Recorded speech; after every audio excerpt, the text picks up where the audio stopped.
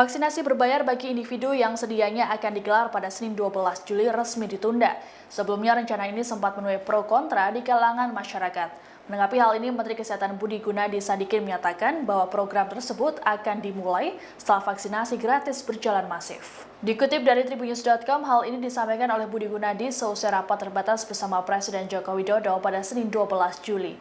Meski begitu, Budi tidak merinci angka pasti vaksinasi yang dikategorikan masif sehingga vaksinasi berbayar individu dapat dimulai. Budi mengungkapkan bahwa vaksin berbayar baru dilaksanakan setelah akses masyarakat terhadap vaksin sudah besar. Sebelumnya, pemerintah telah mengeluarkan izin pelaksanaan vaksinasi gotong royong individu yang sedianya digelar pada Senin 12 Juli.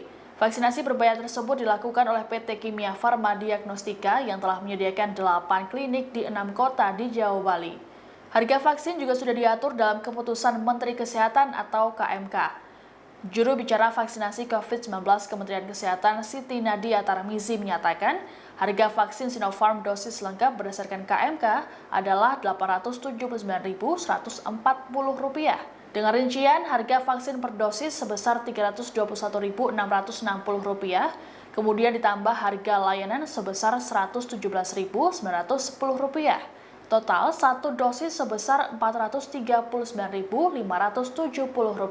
Sementara itu, Sekretaris Perusahaan Kimia Farma Ganti Winarno Putro mengatakan vaksinasi harus ditunda karena banyaknya animo sekaligus pertanyaan dari masyarakat. Ia mengatakan pihaknya masih akan melakukan sosialisasi vaksinasi berbayar ini kepada masyarakat. Sementara itu, sejumlah pihak termasuk Yayasan Lembaga Konsumen Indonesia atau YLKI menyatakan bahwa vaksin gotong royong harus ditolak. YLKI menilai vaksin berbayar akan membuat masyarakat malas untuk melakukan vaksinasi. Jadi kalau dari saya kan ada mengenai vaksin gotong royong, obat, dan juga mengenai oksigen. Ya, untuk vaksin gotong royong, di ratas tadi juga ditegaskan bahwa vaksin gotong royong ini merupakan opsi. Jadi apakah masyarakat bisa mengambil atau tidak, prinsipnya pemerintah membuka opsi yang luas bagi masyarakat yang ingin mengambil vaksin gotong royong baik melalui perusahaan maupun melalui individu. Kenapa diperluas melalui individu? Karena banyak pengusaha yang melakukan kegiatannya dan belum bisa mendapatkan akses melalui program vaksin gotong royongnya Kadin. Jadi ada beberapa misalnya perusahaan-perusahaan pribadi atau perusahaan-perusahaan kecil itu juga mereka mau mendapatkan akses ke vaksin gotong royong tetapi belum bisa masuk melalui programnya Kadin, itu dibuka. Ada juga beberapa warga negara asing yang juga sudah tinggal di Indonesia, sudah berusaha di Indonesia, beraktivitas itu di bidang seni atau beraktivitas di bidang kuliner. Misalnya mereka juga ingin mendapatkan akses ke vaksin gotong royong, itu juga bisa mendapatkan akses ke vaksin gotong royong yang individu.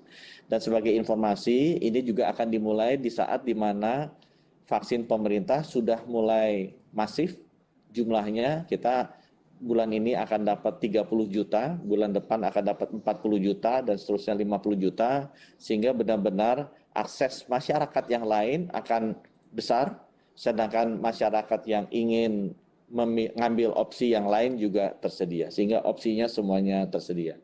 Demikian informasi terkini dalam Tribunnews Update. Nantikan terus informasi terbaru lainnya hanya di kanal YouTube tribunnews.com. Terima kasih sudah nonton.